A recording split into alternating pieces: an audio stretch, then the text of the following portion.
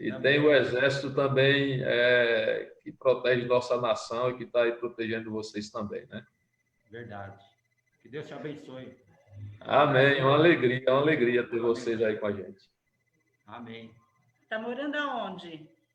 Eu estou morando perto de Caruaru, na cidade de Lagoa dos Gatos. É uma cidade com aproximadamente 16 mil habitantes. É a última cidade da Mata Sul. A Mata Sul a gente chama da região que contempla o caminho da chuva, né? Geralmente é a região que recebe mais chuva no estado de Pernambuco. E nós estamos aqui, esse é o nosso primeiro ano na Associação Pernambucana Central. Nós ficamos 7 anos lá em Sergipe, foi uma bênção na missão Sergipe.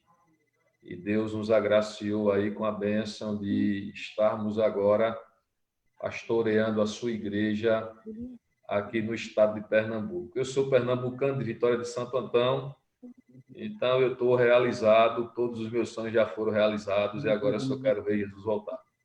Amém. Amém. O irmão Antônio falou muito bem de você lá, em Sergipe. Antônio e Helena são nossos amigões, eu acho que daqui a pouco eles vão aí também conectar-se à nossa live. A gente sempre mantém contato, são amigos do coração da gente. Amém. Beleza, galera? Que Deus aí continue abençoando a todos. Vamos começar. Aí a Helena e o Antônio já se conectaram. Nós vamos começar a nossa live. Vamos fazer uma oração. E nós temos aí o nosso cantor, o nosso jovem Ronaldo. Ele preparou uma música especial, vai estar cantando essa música. E depois que ele cantar essa música, então nós iremos meditar na palavra do nosso Deus.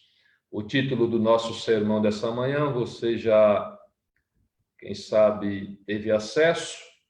Nós iremos pregar um pouquinho a respeito da genealogia de Cristo. Esse tema é um tema assim, muito rico, um tema poderoso, um tema enriquecedor, e eu tenho certeza que nós iremos viver momentos muito agradáveis, momentos inspiradores na presença do nosso Deus nessa manhã de sábado. Nesse momento eu gostaria de convidar você a participar juntamente comigo de um momento de oração. A oração ela é essencial na vida cristã. Em tudo que nós fizermos, nós devemos envolver primeiro a oração. A Bíblia diz que com oração tudo dá certo. A escritora americana, melhor dizendo, Ellen G. White, diz que a oração é a respiração da alma. E nesse instante, eu gostaria de convidar você para que nós orássemos ao nosso bondoso Deus. Eu gostaria de pedir à nossa irmã Fátima para que, nesse momento, ela dirija uma prece ao nosso Pai Celestial. Feche seus olhos e falemos com Deus. Está ouvindo a minha voz? Estamos sim. Sim. Então vamos orar. Pai amado que estás nos céus, nós te agradecemos, Senhor, por esse sábado que tu estás nos concedendo. Te pedimos neste momento que tu possas nos ser conosco, especialmente com o pastor, para que a tua mensagem possa falar aos nossos corações e nos fortalecer a nossa fé. Por isso, Deus, pedimos as tuas bênçãos sobre nós e teu Espírito Santo em abundância seja derramado sobre nós, em nome de Jesus. Amém. Amém. Obrigadão, irmã Fátima. Que Deus continue te abençoando. Agora vamos ouvir, vamos meditar em uma música. Essa música vai estar preparando o nosso coração para a nossa mensagem bíblica desta manhã. Feliz sábado. Feliz sábado. Tá dando para ouvir bem aí? Tá muito boa a resolução, tá legal, o som tá bem nítido. Pronto. Vamos lá, então. Que Deus seja louvado, que essa música possa tocar nossos corações nesta manhã e preparar para a mensagem que vai seguir, amém?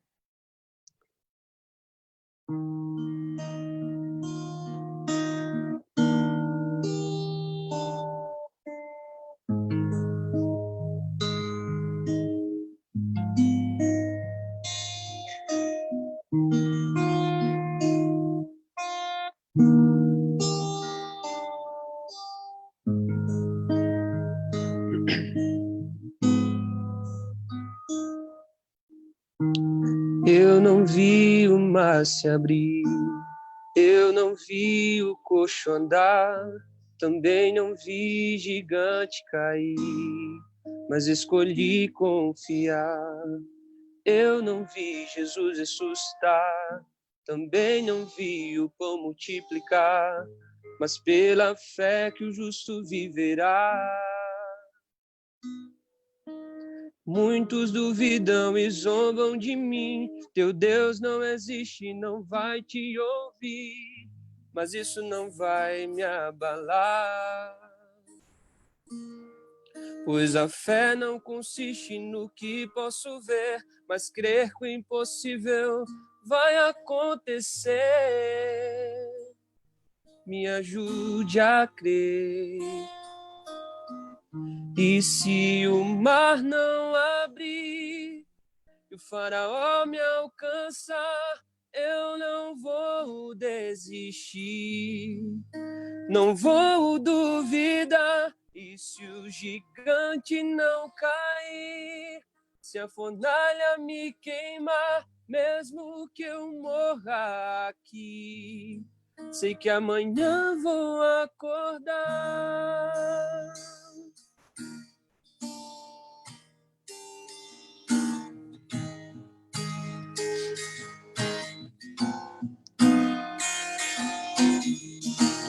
Eu não vi o mar se abrir, eu não vi o coxo andar, também não vi gigante cair, mas escolhi confiar. Eu não vi Jesus ressuscitar, também não vi o pão multiplicar, mas pela fé que o justo viverá.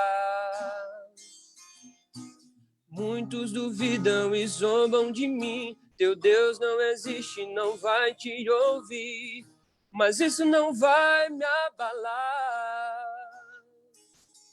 Pois a fé não consiste no que posso ver, mas ter que o impossível vai acontecer.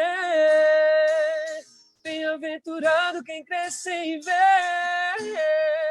E se o mar não abrir, e o faraó me alcançar, eu não vou desistir, não vou duvidar. E se o gigante não cair, se a fornalha me queimar, mesmo que eu morra aqui, sei que amanhã vou acordar. Vem me ajudar a confiar. Eu não consigo, Senhor. Prometo e minto, Senhor. Não aguento mais confiar em mim. E se a doença não curar, e o emprego não vingar, e o filho não voltar, mesmo se meu barco naufragar, mesmo se minha empresa afundar, mesmo que eu morra aqui, sei que amanhã vou acordar. E se o mar não abrir e o faraó me alcançar, eu não vou desistir, não vou duvidar. E se o gigante não cair, se a fornalha me queimar, mesmo que eu morra aqui, sei que amanhã vou acordar.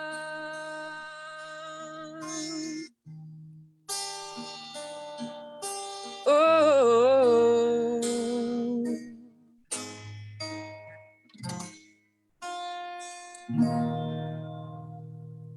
Amém.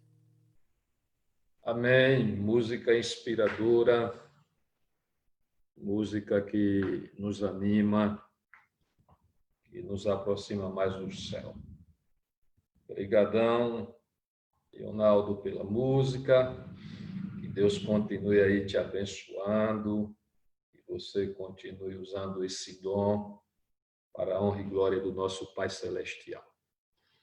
Nós recebemos aí a companhia de mais alguns irmãos, de mais alguns amigos, que ainda não foram mencionados. Wesley Andrade, lá de Lagoa do Souza, está conosco. O Nego está conosco também. O Robson, lá de Propriá, Sergipe, está conectado com a gente. Olha ali o Florisvaldo, acompanhado ali de sua família. Que Deus continue te abençoando. O Alex, a Cris e a Lalinha estão aí conosco, lá de Propriá.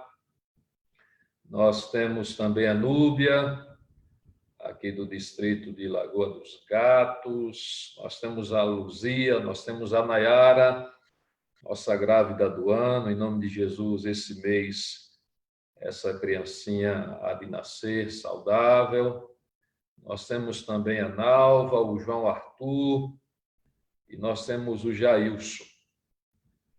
Tem aqui o iPhone de Maria, que eu não consegui visualizar a face da pessoa, mas está conosco. Que bom que você está conosco. O André, lá de Cruz da Donzela, lá em Sergipe, está conosco. A irmã Girlânia também está conectado com a gente, ou melhor, conectada com a gente. Legal, muito bom. Sejam todos aí bem-vindos à nossa live Adoração Especial. Com certeza, nessa manhã, Deus tem uma bênção especial para derramar sobre as nossas vidas. Gostaria também de agradecer aqueles que estão nos acompanhando através do Facebook. Deus é aquele que tem planos e projetos especiais para nós e deseja nos abençoar nessa manhã, seja através do Zoom, seja através do Facebook. Nesse momento, eu gostaria de convidar você a abrir a Bíblia, Palavra do Senhor, Palavra de Deus. Evangelho de Mateus, Mateus capítulo 1, do versículo 1 ao versículo 17. Palavra do Senhor, Evangelho de Mateus, Mateus capítulo 1, do versículo 1 ao versículo 17. O irmão Jailson é de lá de Petrolina. Um abraço aí para todo mundo de Petrolina, que Deus continue abençoando a todos. Mateus capítulo 1, do versículo 1 ao versículo 17. Você que nesse instante está com a sua Bíblia, seja a Bíblia de forma física, assim como eu tenho em minhas mãos a Bíblia de forma física, ou seja, a Bíblia através de algum dispositivo tecnológico. Você, nesse instante, pode utilizar a palavra de Deus. O texto bíblico nos diz o seguinte: livro da genealogia de Jesus Cristo, filho de Davi, filho de Abraão. Abraão gerou a Isaque, Isaque a Jacó, Jacó a Judá e a seus irmãos. Judá gerou a Tamar, ou melhor, gerou de Tamar a Pérez e a Zera. Pérez gerou a Esrom, Esrom a Arão. Arão gerou a Aminadab, Aminadab a Naasson, Naasson a Salmão. Salmão gerou a Raabe, ou melhor, de Raabe a Boaz. Este de Ruth gerou a Obed, Obed a Jessé. Jessé gerou ao rei Davi, o rei Davi a Salomão, da que fora mulher de Urias. Salomão gerou a Roboão, Roboão a Abias, Abias a Asa. Asa gerou a Josafá, Josafá a Jorão, Jorão a Uzias. Uzias gerou a Jotão, Jotão a Acás, Acás a Ezequias, Ezequias gerou a Manassés, Manassés a Amon, Amon a Josias. Josias gerou a Jeconias e a seus irmãos no tempo do exílio na Babilônia.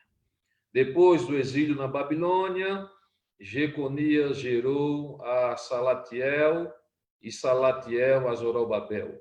Zorobabel gerou a Abiúde, Abiúde a Eliaquim, Eliaquim a Azor, Azor gerou a Zadok, Zadok a Aquim, Aquim a Eliúde. Eliúde gerou a Eleazar, Eleazar a Matã, Matã a Jacó. E Jacó gerou a José, marido de Maria, da qual nasceu Jesus, que se chama o Cristo. De sorte que todas as gerações, desde Abraão até Davi, são 14. Desde Davi até ao exílio babilônico, ou melhor, na Babilônia, 14. E desde o exílio na Babilônia até Cristo, 14. Nesta manhã de sábado, nós começamos o nosso sermão com uma leitura aparentemente cansativa e enfadonha. A genealogia de Cristo apresenta 17 versículos, e esses 17 versículos apresentam vários nomes. Nós podemos dividir a genealogia de Cristo em 2 blocos. O primeiro bloco é o bloco histórico. O segundo bloco é o bloco espiritual. Nós podemos dividir a genealogia de Cristo em 2 bases. A primeira base é a base histórica. A segunda base é a base espiritual. Em sua base histórica, nós podemos desdobrar essa base e assim esmiuçar ela em 3 pontos. E em sua base espiritual, nós também podemos desdobrar essa base e esmiuçar essa base em 3 tópicos.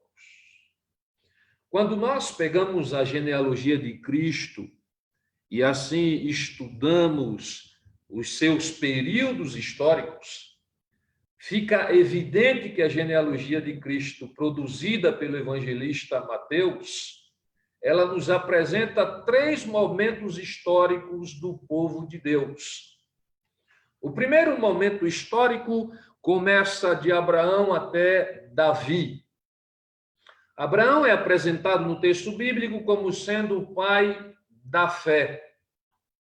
Entretanto, quando nós estudamos o Antigo Testamento, nós percebemos que Davi é o personagem mais destacado. É o personagem que tem, assim, maior projeção. É o personagem que consegue mais se destacar no Antigo Testamento. Talvez por causa de sua história. O personagem Davi, ele surge de um modo muito improvável no texto bíblico. A Bíblia diz que, decepcionado com o rei Saul, Deus resolve procurar um substituto que viesse a conduzir o seu povo a partir do desejo e da vontade do céu. Deus, então, envia o profeta Samuel à procura desse substituto do rei Saul. Samuel, orientado por Deus, vai até a casa de Jessé. E chegando na casa de Jessé, vai tendo contato com os filhos de Jessé. E cada filho de Jessé tinha uma característica que poderia qualificá-lo para ser o substituto de Saul. Menos, aos olhos humanos, menos Davi. Todos os filhos de Jessé foram apresentados ao profeta de Deus e nenhum foi aprovado por Deus. E o profeta ficou meio que desesperado, meio que desapontado, meio que insatisfeito e perguntou para Jessé: todos os teus filhos aqui estão? Todos os teus filhos são estes? E Jessé disse: não, falta o mais novo. Ele não está aqui, ele está, quem sabe, envolvido em algumas atividades, em algumas responsabilidades. E Samuel disse para Jessé: chame ele, traga ele, para que eu possa conversar com ele. O diálogo foi mais ou menos construído a partir dessa abordagem.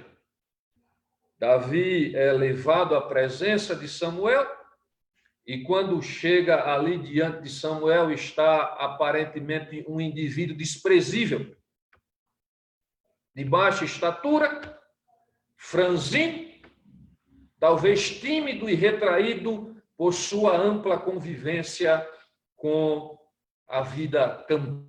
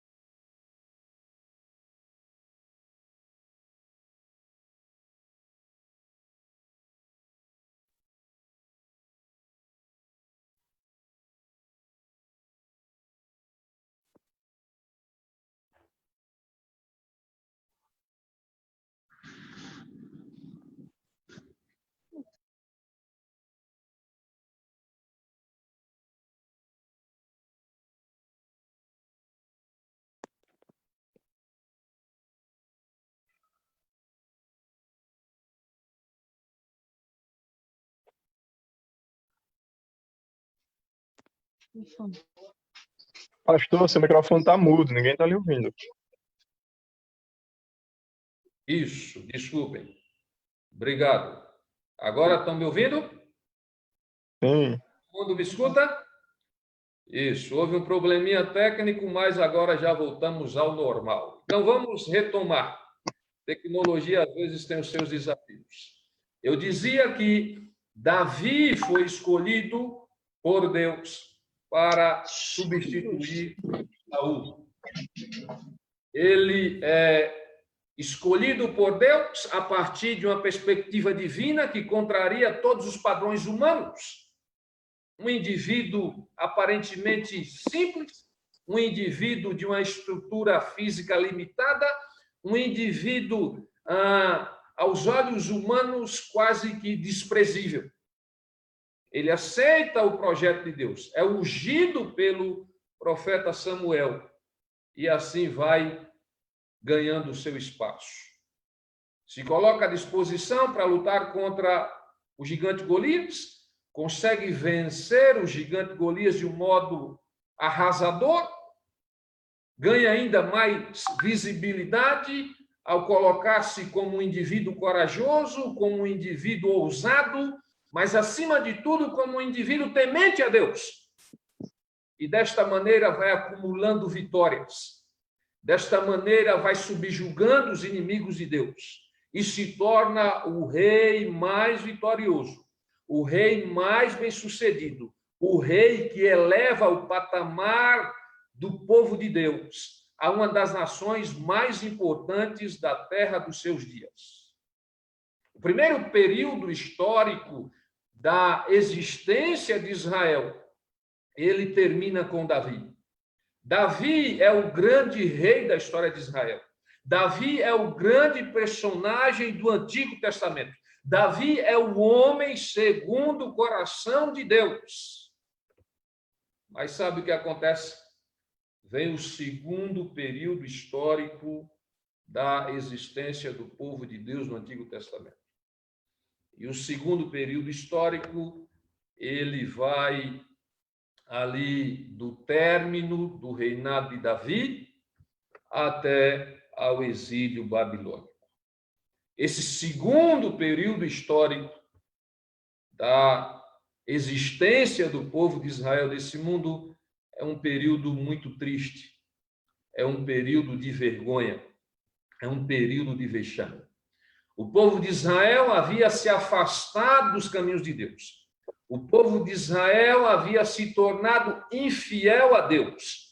O povo de Israel havia se tornado desobediente a Deus. E não sei se você sabe, mas a Bíblia apresenta algumas equações muito lógicas. E uma das equações bíblicas é que quando o povo de Deus é fiel a Deus, o povo de Deus é abençoado. O povo de Deus cresce, o povo de Deus progride, o povo de Deus prospera. Mas quando o povo de Deus é infiel a Deus, quando o povo de Deus se rebela contra os princípios e contra a vontade de Deus, o povo de Deus então padece e sofre sérias consequências. Por causa de sua desobediência, por causa de sua rebeldia, por causa de sua negligência para com a vontade de Deus, o povo de Israel foi humilhado a tal ponto que se tornou cativo dos babilônicos. Foram levados como escravos pelos babilônicos. Deus teve que usar um povo pagão para ensinar algumas lições essenciais ao seu povo escolhido. O povo de Israel passou um bom período, um longo período, ali no cativeiro babilônico, e assim termina o cativeiro babilônico, e quando termina o cativeiro babilônico, nós temos acesso ao terceiro período histórico que envolve a existência do povo de Deus no Antigo Testamento. O terceiro período histórico tem a ver com a saída do cativeiro babilônico e chega até a pessoa de Cristo Jesus, o nosso Salvador. A história do povo de Deus, em seu primeiro período, é tremenda, é extraordinária, é bem-sucedida, é vitoriosa. Quando a história do povo de Deus, em seu primeiro período, termina em Davi, é como se o historiador bíblico tivesse dizendo que ali foi a apoteose, que ali foi o clímax, que ali foi o maior momento da história do povo de Deus no Antigo Testamento. Quando nós temos acesso ao segundo período histórico da história do povo de Deus no Antigo Testamento, nós temos o povo saindo do topo e mergulhando ladeira abaixo, chegando ao profundo lamaçal da vergonha e do vexame. Só que vem um terceiro período histórico. E nesse terceiro período histórico, o escritor bíblico aponta para um momento maior, para um momento mais significativo, para um momento mais extraordinário do que o primeiro momento, do que o primeiro período histórico. O terceiro período histórico da história do povo de Deus no Antigo Testamento, ele chega ao seu ápice, ele chega à sua plenitude, ele chega à sua totalidade na pessoa de Jesus. Jesus é a plenitude da realização. Jesus é a plenitude do poder. Jesus é a essência daquilo que nós podemos chamar de vitória. Se Davi conseguiu êxito em seu primeiro período histórico, envolvendo a história do povo de Deus no passado, se Davi foi bem-sucedido, se Davi projetou o povo de Israel para ser uma das nações mais poderosas da terra em seus dias, quando nós chegamos em Cristo, nós encontramos um poder, nós encontramos um feito, nós encontramos uma realização muito maior do que aquilo que Davi conseguiu. Davi teve sua limitação quando ele vem a falecer e é sucedido pelo seu filho Salomão. Mas Jesus, quando começa o seu ministério aqui na terra, ele tem um ministério bem-sucedido. Ele tem um ministério vitorioso. Ele vem para cumprir os propósitos de Deus aqui nessa terra. E assim, ao viver 33 anos e meio nesse mundo, uma vida perfeita, uma vida sem falhas, ao vencer o diabo na cruz, ao vencer a morte, ressuscitando após o terceiro dia, Jesus se projeta como sendo a grande figura, como sendo o grande personagem, como sendo o grande protagonista, não apenas do Antigo Testamento, mas também do Novo Testamento. Não apenas do passado, mas também do presente e do futuro. Jesus, ele é o grande personagem da história da humanidade. Jesus é aquele que divide a história da humanidade em duas partes. Antes de Cristo. Assim, nós encerramos a abordagem daquilo que tem a ver com os períodos históricos que envolvem a genealogia de Jesus. Quando você se deparar com todos esses nomes, ao estudar a genealogia de Cristo, a partir do texto de Mateus, capítulo 1, do versículo 1 ao versículo 7, tenha em mente que essa genealogia, primeiramente, se refere aos 3 períodos históricos da existência do povo de Deus no Antigo Testamento. Agora, vamos para aquilo que nós chamamos do aspecto espiritual, os períodos espirituais que nós conseguimos identificar na genealogia de Cristo. A genealogia de Cristo não apenas nos fala dos 3 períodos históricos da existência do povo de Deus, do povo de Israel aqui na terra. A genealogia de Cristo também nos apresenta, também nos fala das 3 etapas da história espiritual da humanidade. Quando nós paramos para estudar a história espiritual do ser humano, nós podemos dividir ela em 3 partes ou dividir ela em 3 porções. A primeira etapa da história espiritual da humanidade se encontra lá no livro de Gênesis. Gênesis capítulo 1 e capítulo 2. Ali nós encontramos a primeira etapa da história espiritual da humanidade. A primeira etapa da história espiritual da humanidade nos diz que Deus criou o homem. Deus elabora o projeto chamado ser humano. E assim o homem nasce para a grandeza. O segundo período da história espiritual da humanidade nos diz que, devido à desobediência dos nossos primeiros pais, devido à desobediência de Adão e Eva, devido à teimosia do casal edênico, o homem perdeu a sua grandeza. O homem se afastou dos caminhos de Deus. o homem se afastou dos planos de Deus. O homem se afastou dos projetos de Deus. E, por fim, a terceira etapa da história espiritual da humanidade nos diz que Deus elabora muito antes do pecado o plano da salvação. E assim ele envia Jesus a essa terra para morrer por cada um de nós. Na terceira etapa da história espiritual da humanidade, o homem recupera a sua grandeza. O homem recupera o seu valor. O homem recupera a sua relevância. Vamos então para o primeiro momento, ou para a primeira etapa da história espiritual da humanidade.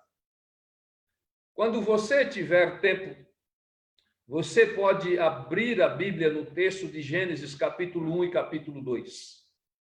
Aí nós temos o início da história da humanidade. Aí nós temos o início da nossa história. Mateus, falando sobre a genealogia de Cristo, ele apresenta o início dessa genealogia. Se você quer saber o início de sua genealogia, é só você ir lá no texto de Gênesis. Gênesis, capítulo 1 e capítulo 2. Nós temos ali o registro que conta o começo da nossa genealogia. Ali nós temos o projeto perfeito de Deus. Ali nós temos um ambiente sem falhas. Ali nós temos um ambiente sem pecados. Ali nós temos um ambiente sem máculas. Quando Deus cria todas as coisas, e de um modo especial, quando Deus cria o homem, Deus cria o homem para a grandeza. Alguns estudiosos dizem que a única diferença que existia entre o homem criado e Deus tinha a ver com o tempo. Deus, em essência, era e é eterno. O homem criado, ele tinha uma eternidade condicionada à sua obediência. Deus, quando cria o homem, quando cria o ser humano, quando cria Adão, quando cria Eva, Deus os cria para a grandeza. O desejo de Deus era criá-los à sua imagem e à sua semelhança. O desejo de Deus era que Adão e Eva fossem os seus mordomos fiéis.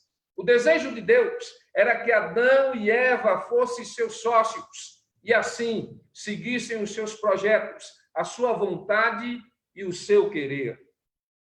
Deus, conversando ali em meio a um diálogo com a Trindade, quando idealizou a criação do homem e da mulher, ele disse: façamos o homem a nossa imagem e a nossa semelhança. O homem foi feito para a grandeza, não apenas pelo fato de ter sido criado à imagem e semelhança de Deus. O homem foi feito para a grandeza, não apenas porque, ao ser criado à imagem e semelhança de Deus, carrega a imagem de Deus em sua estrutura física e em sua estrutura moral. Mas o homem foi criado para a grandeza, porque foi criado visando ter comunhão com o Pai Celestial. Foi criado visando desfrutar permanentemente da comunhão, ou melhor, da companhia do nosso Deus e do nosso Criador. Foi criado para a grandeza porque era dominado por uma mente brilhante, por uma mente extraordinária e por uma razão sem igual. Falando a respeito do homem antes do pecado, a escritora americana Ellen G. White nos traz algumas informações impressionantes. Ela diz que Adão tinha aproximadamente 4 metros de altura. Imagine você com sua estatura de hoje, quando você pensa em Adão com 4 metros de altura. Que coisa grande, que coisa extraordinária, que coisa exuberante. Mas Adão não era grande apenas em estatura. Deus projetou o homem para a grandeza também no que diz respeito ao seu raciocínio, ao seu QI. Alguns estudiosos dizem que Adão tinha 100% de inteligência. Quando ele se deparava com uma folha de determinada planta, ao visualizar, ao enxergar aquela folha, ele conseguia fazer ali um raio-x, fazer uma ressonância magnética, identificava todas as propriedades daquela planta sem precisar recorrer a nenhum tipo de recurso tecnológico. O homem foi criado por Deus para a grandeza. A primeira etapa da história espiritual da humanidade diz que Deus criou a você e a mim. Diz que Deus nos criou para a grandeza. Os sonhos de Deus para nós são grandes. Os sonhos de Deus para nós são exuberantes. Os sonhos de Deus para nós são extraordinários. Mas sabe o que aconteceu? Você conhece um pouco da história. Os nossos primeiros pais resolveram tomar decisões precipitadas. Os nossos primeiros pais resolveram fugir do projeto de grandeza de Deus. Os nossos primeiros pais resolveram duvidar dos planos de Deus. Os nossos primeiros pais resolveram duvidar das intenções do nosso Pai Celestial. E certa vez, Adão e Eva vieram a duvidar das verdades propagadas por Deus. E assim decidiram aceitar as propostas de Satanás. A segunda etapa da história espiritual da humanidade nos diz que o homem perdeu a sua grandeza. Tem muitas pessoas na sociedade dos nossos dias que discordam desse ensinamento bíblico. Algumas pessoas que defendem o humanismo dizem que, em essência, o homem é bom. Em essência, o homem é bem intencionado. Em essência, nós podemos, através de nossa própria força, através de nosso próprio mérito, podemos aprimorar o nosso caráter, podemos nos tornar pessoas melhores. Essas pessoas que pensam desta maneira estão terrivelmente equivocados. A partir do momento que o pecado passa a fazer parte da história da humanidade, eis que o ser humano perde tudo aquilo que ele tem de melhor. A partir do momento que os nossos primeiros pais resolvem desobedecer a Deus, eis que eles são terrivelmente contaminados pelo pecado. De amigos de Deus, se tornam inimigos de Deus. De livres em Deus, se tornam escravos de Satanás, escravos do diabo, escravos de suas paixões, escravos de suas vontades. De alguém que era mordomo de Deus, agora se torna um servo infeliz e miserável de Satanás. De alguém dominado pela razão, de alguém dominado pelo intelecto, de alguém movido por uma mente brilhante. Depois que o homem peca, ele se torna um ser dominado por seus desejos, dominado por seus afetos e dominado por suas paixões. As perdas que o homem desfruta depois que Deus obedece a Deus, elas conseguem contemplar os três aspectos que envolvem a vida humana.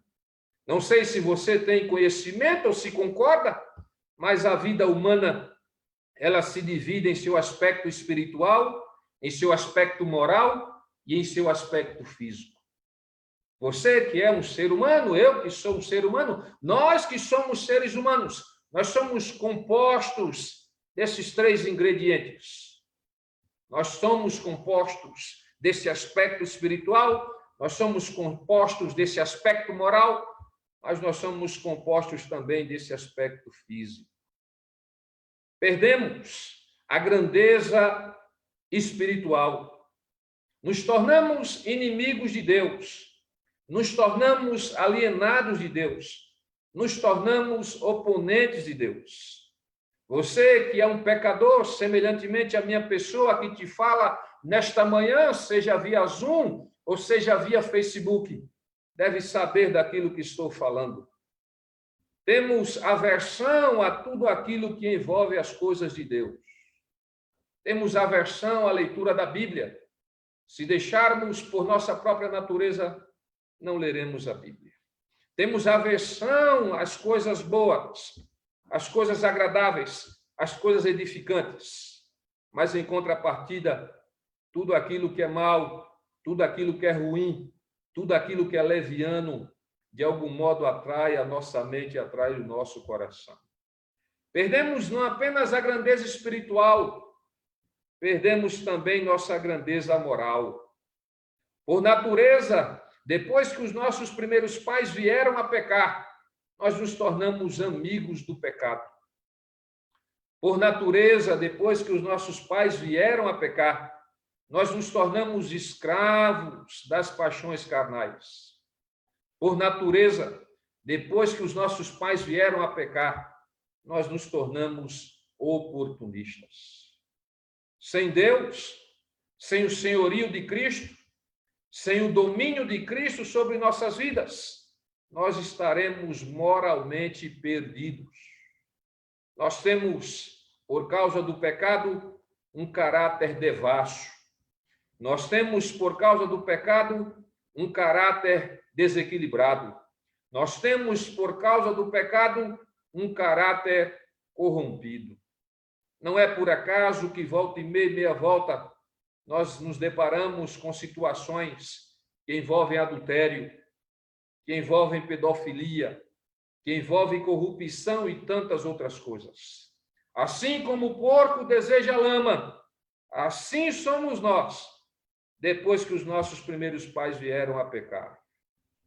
Perdemos a nossa grandeza moral, mas não perdemos só a nossa grandeza espiritual, não perdemos só a nossa grandeza moral, perdemos também a nossa grandeza física.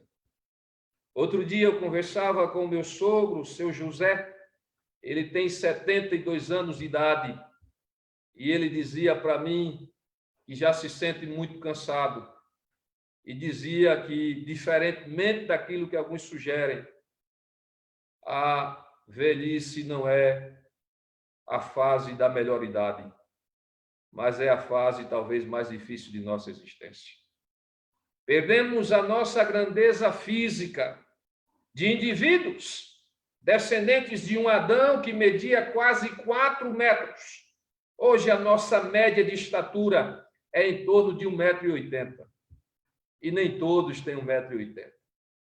Alguns almejam chegar rapidamente ao céu, porque não chegaram nem a 1,80 m. Querem chegar no céu, porque lá no céu, certamente a nossa estatura será equiparada à estatura do nosso pai Adão, e assim haverá uma correção significativa. Correção significativa não apenas envolvendo a nossa estatura foi, por assim dizer, comprometida por causa do pecado, mas também a nossa saúde, a nossa vitalidade foi corrompida por causa do pecado. Aí está o coronavírus, que afeta ricos e pobres, que afeta altos e baixos, que afeta bonitos e não tão bonitos assim. Eis o coronavírus destruindo, causando dor e sofrimento e evidenciando a consequência do pecado na nossa vida. Por causa da escolha dos nossos primeiros pais, nós perdemos nossa grandeza física. Perdemos em estatura, perdemos também no que diz respeito à nossa memória. Adão e Eva tinham 100% de QI. Os grandes gênios da história da humanidade, depois do pecado, utilizaram no máximo 5% de sua inteligência. Os homens mais inteligentes do mundo, depois que o pecado adentra a história da humanidade, utilizaram no máximo 5% de sua inteligência. perdemos também o nosso tempo de vida. A Bíblia diz que as primeiras gerações de seres humanos viviam em torno de 900 anos. Você já pensou? Viver 900 anos? Outro dia eu conversava com alguém que se reclama muito da vida e dizia: Deus me livre de viver 900 anos. Eu estou com 60 anos e já quero morrer. Imagina se eu vivesse 900 anos. E aí eu olhei para esse pobre, infeliz, pecador, salvo e remido no sangue de Cristo, e disse: você que não quer viver tanto tempo, mas eu gostaria de viver 900 anos. A vida nessa terra é difícil. A vida nessa terra é complicada. A vida nessa terra é desafiadora, mas, querido irmão, querida irmã, querido amigo, querida amiga, você que está aí nos acompanhando via Zoom, você que está aí nos acompanhando via Facebook, viver é bom demais. É bom viver. É gostoso viver. É satisfatório viver. Lógico, na companhia de Jesus. Viver na companhia de Cristo é bom demais. Viver na companhia de Cristo 10, 20, 30, 100, 200, 500, 900 anos é bom demais. Viver é muito bom. Mas essa coisa terrível e assombrosa chamada pecado interferiu no nosso prazo de validade. Nosso prazo de validade, que era de quase 900 anos, baixou para 80 anos, em torno de 80 anos. E se chegarmos a 80 anos, o homem, por causa do pecado, perdeu a sua grandeza. Perdeu a sua grandeza espiritual, perdeu a sua grandeza moral, perdeu a sua grandeza física. Mas sabe o que me alegra? Sabe o que me anima? Sabe o que me encoraja? É que a história espiritual da humanidade não termina em sua segunda etapa. A história espiritual da humanidade, ela avança até a sua terceira etapa. Em sua terceira etapa, o homem recupera a sua grandeza.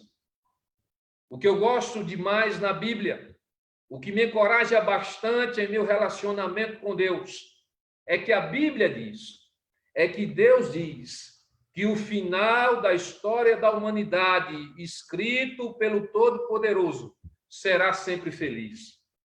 O final da história da humanidade, escrito por Deus, será bem-sucedido. O final da história da humanidade, escrito por Deus, será de sucesso, será de bênçãos, será de vitória. Talvez nessa manhã de sábado eu esteja a falar para alguém que está passando por um momento delicado em sua existência nessa terra, que está passando por um momento sombrio, que está passando por um momento difícil. Talvez nessa manhã de sábado, seja via Zoom, seja via Facebook, eu esteja a falar para alguém que está pensando, que está a viver os últimos dias de sua história. E esses últimos dias serão de desgraça, de dor e de sofrimento. Deixa eu dizer uma coisa para você que me escuta nesta manhã. Deus é aquele que escreveu a tua história. Deus é aquele que escreveu a minha história.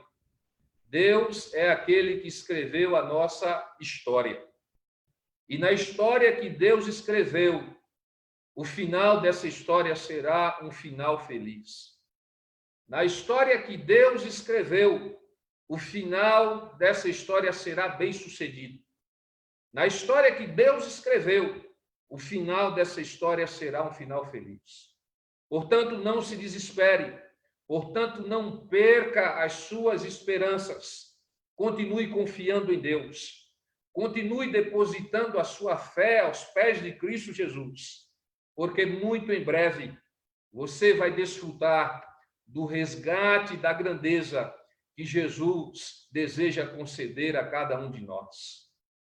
A história espiritual da humanidade termina, chega à sua terceira fase, chega à sua terceira etapa, nos dizendo que Deus trabalha, que Deus se esforça, que Deus busca de todos os meios e de todas as formas devolver a grandeza ao homem.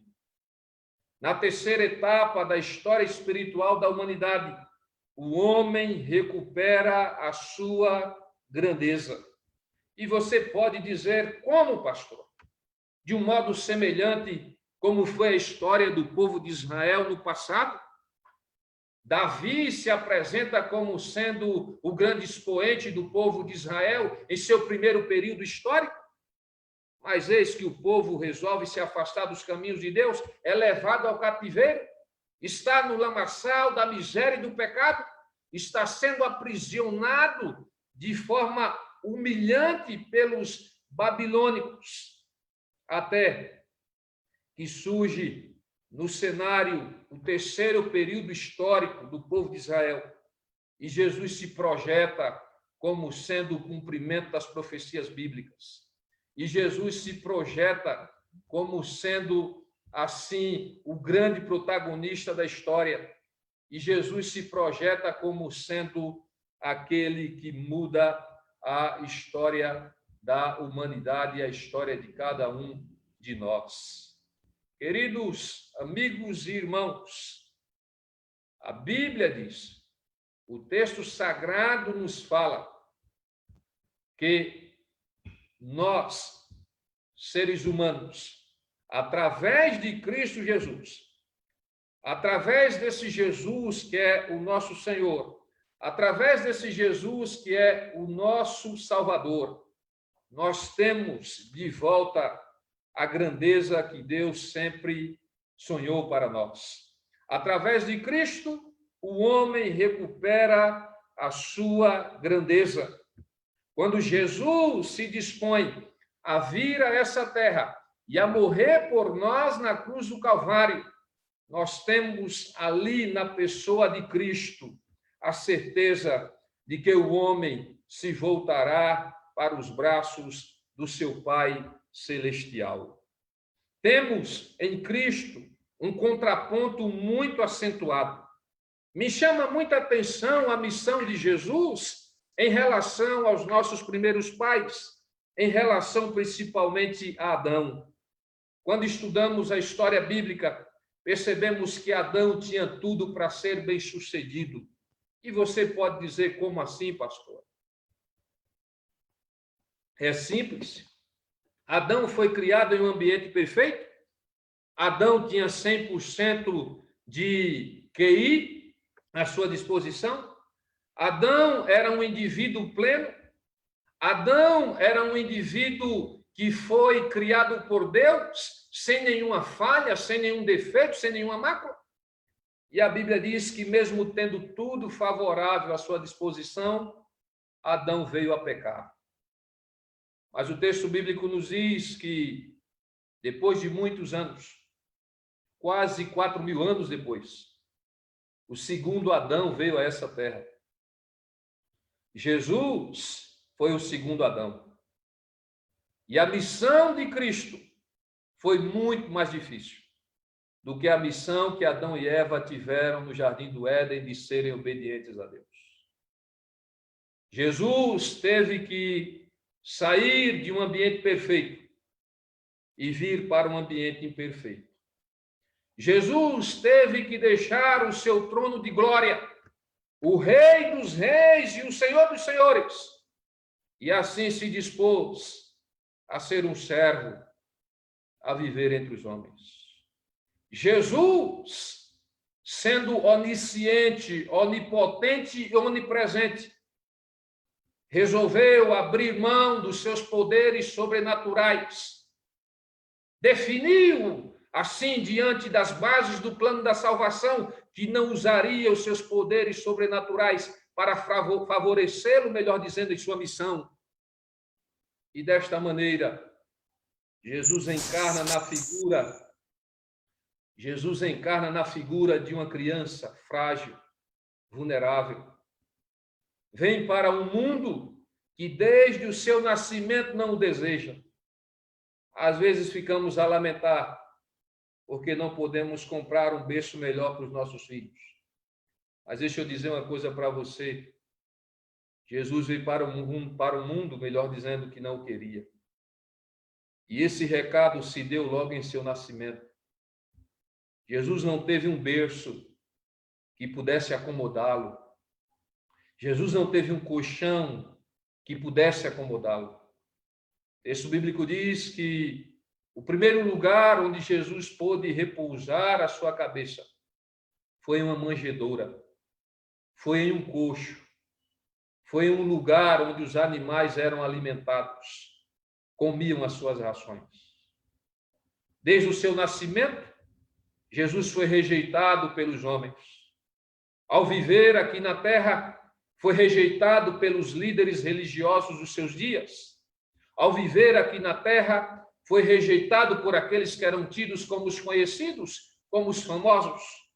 Ao viver aqui na terra, no momento em que mais precisava, foi traído e abandonado pelos seus melhores amigos, os seus discípulos. Ao viver aqui na terra, recebeu a pior de todas as sentenças. Foi amaldiçoado pelos homens e amaldiçoado pelo céu e foi pregado em um madeiro. Morreu por nós na cruz. Ressuscitou ao terceiro dia. E nesse instante está à destra do Pai intercedendo por nós. Queridos amigos e irmãos, queridas amigas e irmãs, a missão que Cristo recebeu, sendo o segundo Adão, foi muito mais difícil do que a missão que os nossos primeiros pais, Adão e Eva, receberam, de serem obedientes a Deus em um ambiente perfeito. Em um ambiente imperfeito, em um ambiente corrompido, com sérias limitações, lutando contra tudo e contra todos. Jesus alcançou o seu propósito. Jesus alcançou o seu objetivo. Jesus cumpriu a sua missão. Ele viveu uma vida perfeita. Ele viveu uma vida sem falhas. Ele viveu uma vida sem máculas. E assim nos garantiu a vida eterna. A terceira etapa da história espiritual da humanidade nos diz que o homem recupera a sua grandeza.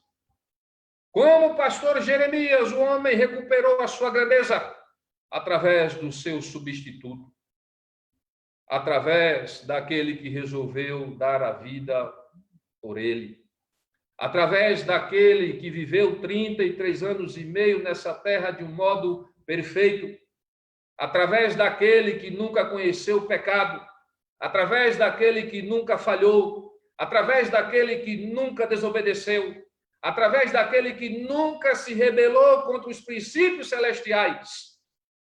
Foi através de Cristo que o homem recuperou a sua grandeza. Nós vivemos em dias carentes de referências, carentes de heróis. Mas deixa eu te dizer uma coisa. A Bíblia nos diz que entre todos os heróis que os homens podem produzir em sua mente, nenhum deles se aproximará do grande herói da história da humanidade. O grande herói da história da humanidade é Cristo Jesus. Ele não é apenas o grande herói, ele é a grande figura, ele é o grande nome, ele é o grande protagonista. Jesus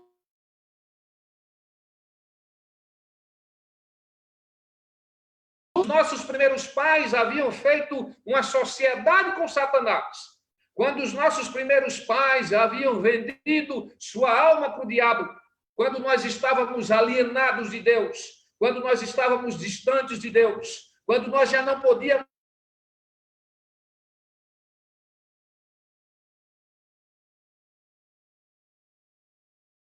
o grande e vitorioso Cristo Jesus vem à terra, dá a sua vida por nós na cruz do Calvário e refaz, e restaura, e reconstrói. O que foi que Jesus reconstruiu? Através de uma vida perfeita, através do seu sacrifício na cruz do Calvário, Jesus reconstruiu a nossa conexão com Deus. Agora, através de Cristo, podemos acessar o céu. Agora, através de Jesus, podemos novamente ter acesso ao trono da graça. Através de sua vida perfeita, Jesus se apresenta não apenas como uma conexão entre o céu e a terra, entre a terra e o céu, mas ele se apresenta também como sendo o nosso elo, o elo entre o ser humano e Deus. Sem Jesus não podemos chegar a Deus, sem Jesus não podemos chegar ao céu, sem Jesus não podemos chegar ao trono da graça. Jesus, ao viver uma vida perfeita entre os homens, não apenas se coloca como sendo o nosso elo, a nossa conexão, mas ele se coloca como sendo o nosso libertador. Jesus nos devolve a grandeza, porque a partir do momento que os nossos primeiros pais vieram a pecar, eles se tornaram escravos de Satanás. Eles foram lá na venda, eles foram lá na mercearia do diabo e fizeram uma compra da qual não podiam pagar. Mas sabe, Jesus veio a essa terra, Jesus viveu uma vida perfeita nesse mundo, Jesus morreu por nós no Calvário, Jesus ressuscitou ao terceiro dia, e assim ele pagou a nossa dívida na bodega de Satanás. Em Jesus, nós não somos mais escravos do diabo. Em Jesus, nós não somos mais servos do pecado. Em Jesus, nós não desfrutamos mais das algemas de nossas paixões carnais. Em Jesus, nós somos livres.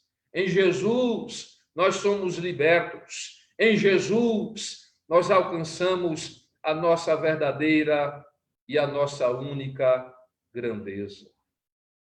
A história espiritual da humanidade termina nos dizendo que o homem recupera a sua grandeza, que o homem se volta para os braços de Deus, que o filho rebelde se volta para os braços amorosos do seu pai, que aquele que era escravo do pecado, que aquele que era servo do pecado, que aquele que estava acorrentado pelo pecado, ele foi liberto e ele então agora desfruta de alegria e de felicidade que só Deus pode nos proporcionar na pessoa de Cristo Jesus, o nosso Salvador. Terminamos a exposição da cronologia de Jesus, apresentando não apenas os seus aspectos históricos, mas apresentando também os seus aspectos espirituais. Deus criou você, Deus me criou, Deus nos criou para a grandeza. Infelizmente, os nossos primeiros pais se desviaram desse projeto grandioso de Deus, vieram a pecar, vieram a desobedecer a Deus e, por consequência, se tornaram escravos do pecado. Mas que bom, que maravilhoso, que extraordinário é sabermos que Deus não nos abandona, é sabermos que Deus não nos deixa largados à própria sorte, buscando resgatar a grandeza do homem. Deus enviou o seu Filho para morrer pelo pecador. Deus enviou o seu Filho para resgatar o pecador. Deus enviou o seu Filho para lhe devolver, ou melhor, devolver aos homens os atributos do plano perfeito da salvação.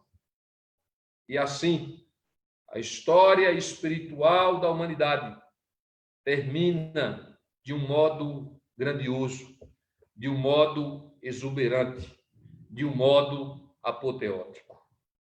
Para você que me escuta nesta manhã, seja via Zoom, seja via Facebook, eu gostaria de dizer para você que Deus te criou para a grandeza. Deus te criou para desfrutar de coisas exuberantes. Deus te criou para desfrutar de coisas maravilhosas. Deus te criou para desfrutar de planos extraordinários. E desta maneira, ao fazer esta afirmação, eu gostaria de desafiar você a não se contentar com uma vida medíocre, a não se contentar com uma vida rasteira, a não se contentar com a vida anêmica ou desidratada. Gostaria de desafiar você a aceitar a grandeza de Deus. Gostaria de desafiar você a fazer diariamente uma sociedade com Cristo Jesus.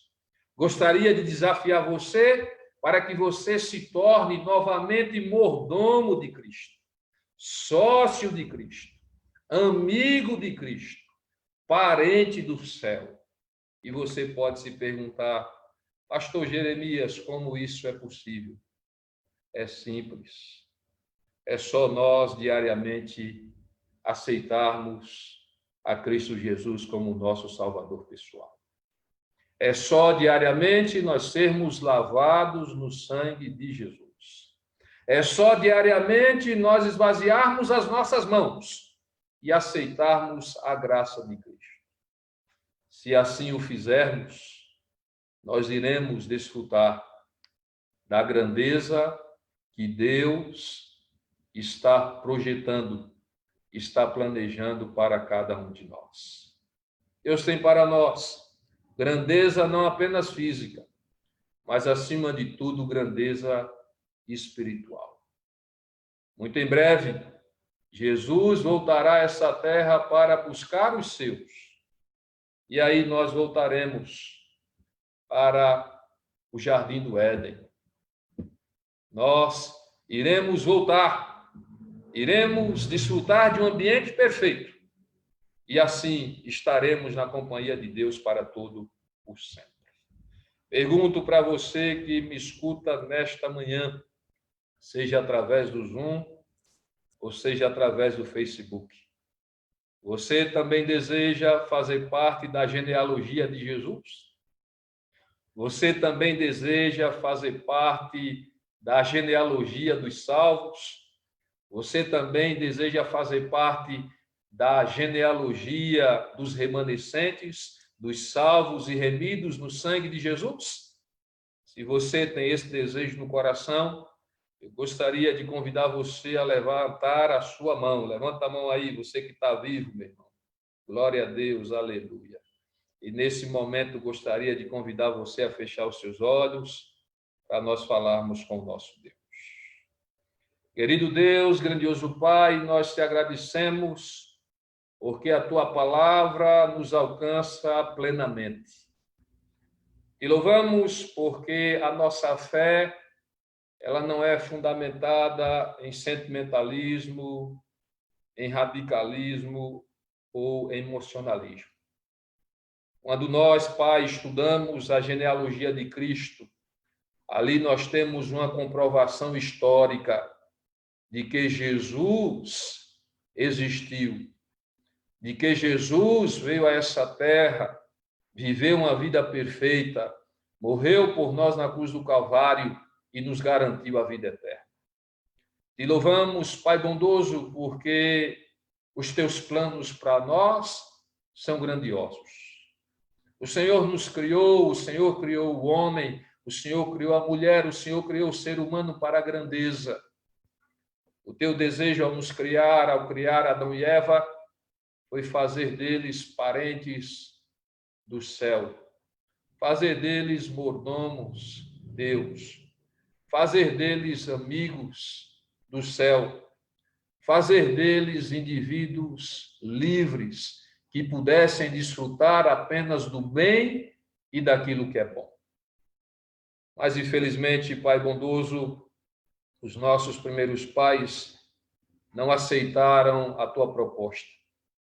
Eles vieram a se desviar do teu plano de grandeza, do teu projeto fabuloso e extraordinário, e fizeram a sociedade com Satanás.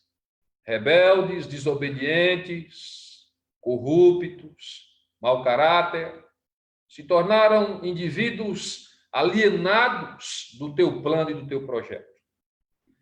Mas mesmo sendo traído pelos nossos primeiros pais e sendo traídos por nós, o Senhor não nos abandonou. Te agradecemos porque Cristo veio a esta terra há aproximadamente 2000 anos atrás. Jesus se fez carne, habitou entre os homens, viveu uma vida perfeita e assim nos garantiu a conexão novamente com o céu. Assim nos fez novamente aliados do céu. Assim nos fez novamente mordomos celestiais. Assim reconstruiu a ponte que existia entre o abismo e nos proporcionou, através dos seus méritos, a conexão com o trono celestial. Te louvamos, porque em Cristo o Senhor nos devolve a nossa grandeza. Te louvamos porque em Cristo os nossos pecados são perdoados. Te louvamos porque em Cristo nós somos uma nova criatura. Continue abençoando cada um de nós, Pai querido. E, acima de tudo, continue permitindo, através do Teu Santo e Divino Espírito, que o nosso coração seja sensível à Tua vontade e ao Teu querer. Tudo isso nós te pedimos e te agradecemos em nome de Jesus. Amém. Amém, irmãos e irmãs. Um bom restante de sábado. Que Deus continue abençoando a todos. Foi uma alegria acompanhá-los. Esse sermão de hoje, ele é um sermão que tem uma característica mais desafiadora, porque nem sempre é fácil extrair de vários nomes, extrair de várias informações aparentemente cansativas, extrair de tudo isso alguma aplicação que possa ser utilizada em nosso dia a dia. Mas imagino que o esforço foi válido, imagino que nós nos sentimos fortalecidos, conseguimos aprender um pouco mais e nos sentimos também mais próximos do nosso Deus e do nosso Pai Celestial. Muito obrigado aí pela companhia de todos, que Deus continue nos abençoando e foi uma alegria ter vocês conosco nesta manhã sabática. Agora vocês podem aí, dentro de instantes, só vou fazer menção de alguns nomes que ainda não fiz, a Luana, lá de Puquim, está aí conosco. Agradecer ao João Arthur, que me lembrou que o microfone estava fechado, né? Deu para ajustar a rota. Agradecer aí a Luciana Souza, lá de Pedrinhas, que também está conectada conosco, se recuperando aí da virose. Agradecer a todos, Helena, Florisvaldo, Robson, Alex, Eudes, Williane, Valdeci, Dirce, Mamazé, Luana, Wesley, Diego, Veras, Valmir, pastor Valmir, aquele abraço, Manuel, Núbia, João Arthur, Nalva, Nayara, enfim, todos. Você também que está aí no Facebook, que nos acompanhou, que Deus continue lhe abençoando e que Deus continue abençoando a vida da sua família. Não esqueça, meu irmão, o sábado ainda não acabou, viu? Daqui a pouco tem muita coisa ainda. Deus tem muita bênção para derramar sobre as nossas vidas ao longo desse restante de sábado. Podem aí abrir o áudio. Agora é a hora da festa, é a hora da celebração. Feliz sábado, irmão Jeremias. Muito obrigado pela mensagem. Valeu aí pela mensagem. Obrigado, viu? Valeu, Robson. Valeu, Rodeci. Isso. Obrigado para todos. Grande abraço. Feliz sábado, irmãos. Tudo bom? Abraço.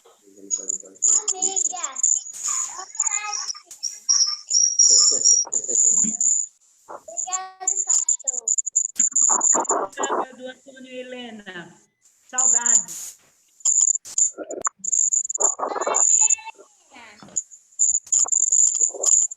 Feliz sábado para todos.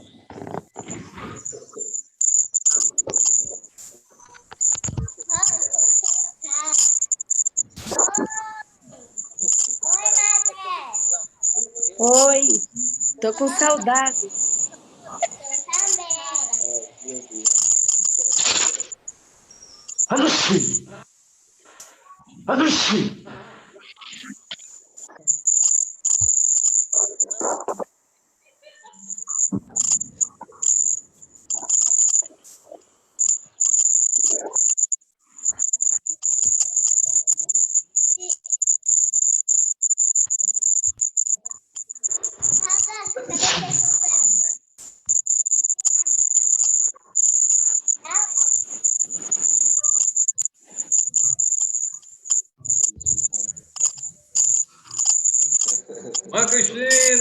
Passa aí para os irmãos lixando as panelas.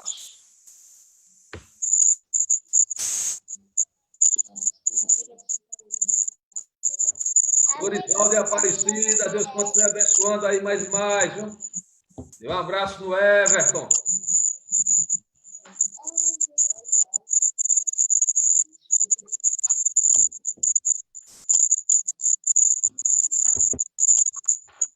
Beleza, povo de Deus. Deus continue abençoando. Tá tudo de bom. Bom restante de sábado. E a gente se encontra aí nas nossas jornadas espirituais, buscando ter mais comunhão com Deus. Tchau. Bom restante de sábado para todo mundo. Valeu, Everton. Que Deus te abençoe. Tudo de bom. Valeu, meu líder. Valeu, Alex, Cris. Valeu, Lalinha.